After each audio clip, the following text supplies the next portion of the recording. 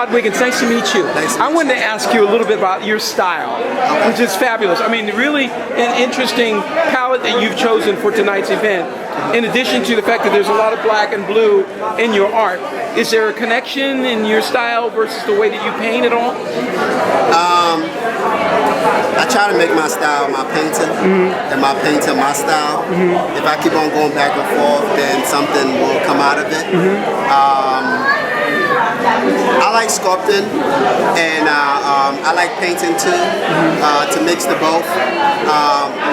When I paint, my paintings are more sculptural, and when I sculpt, my sculptures are more organic. You know, I try to manipulate the metal welding and stuff like that to make it feel like more. So that kind of helps.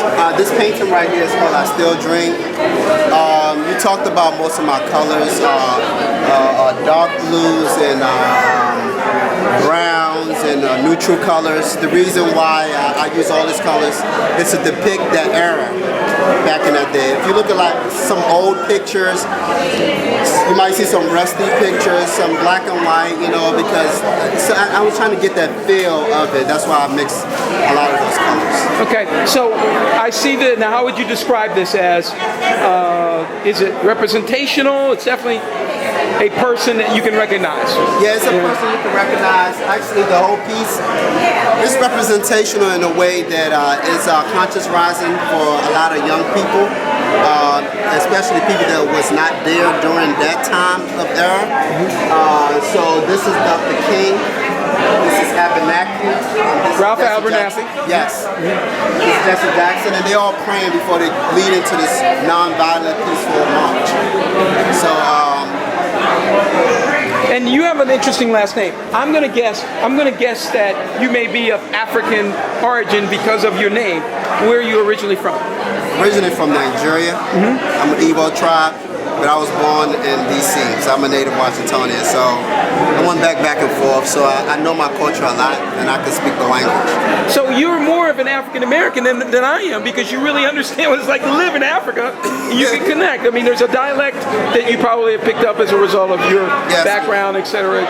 So what is it like? I know Nigeria is a very conscious, technologically conscious country, right? I mean, there's a lot of internet cafes there. Yes.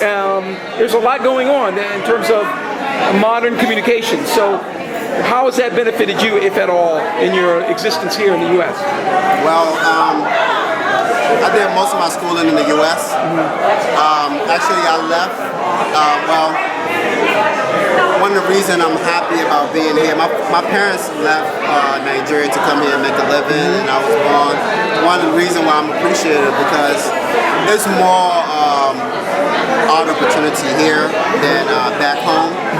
But back home, in some areas, the art community is starting to uprise, and within their modern, different locations like hotels and stuff like that.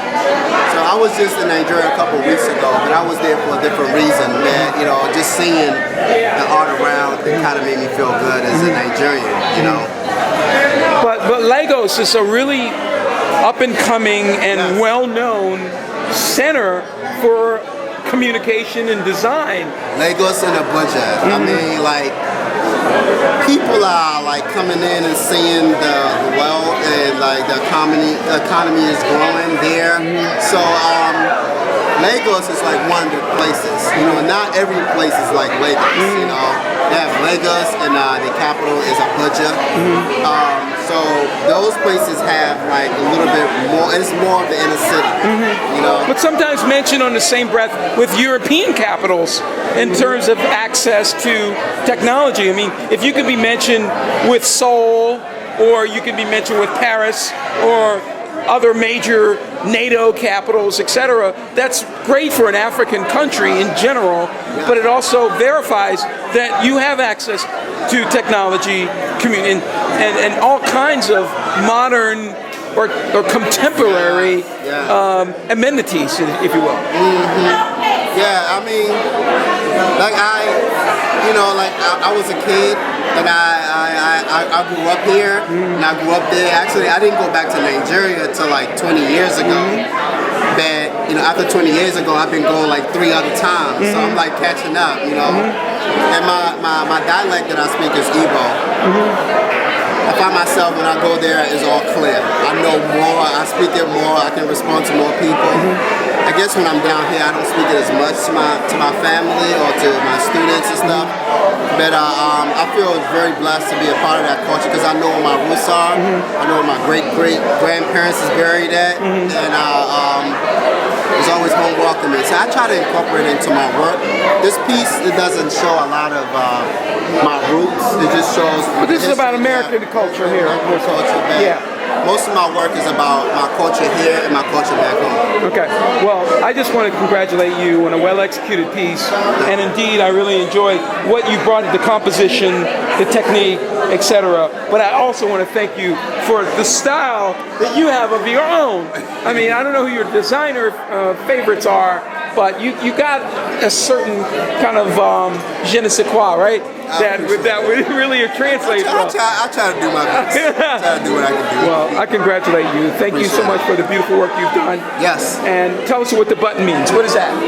Well, I'm a newly knight, and through my church, and basically I'm a part of this group of males that that's a Christian. So now this was last week, and I just got it. So this is my first button. Congratulations. Thanks.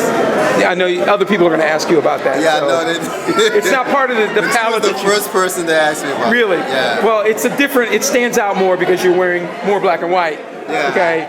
And I just want to mention, black and white is in. Okay. Ask Janelle Monáe. Okay. Do you know who Janelle Monáe is? No, I don't. Look her up. Okay, Janelle Monáe. Janelle Monáe. Okay. And see how she's dressed. Okay. She's a cover girl right now. Oh wow. Yeah. I'll turn you on to her, man. She's great. Okay. Do you have my card? Yeah.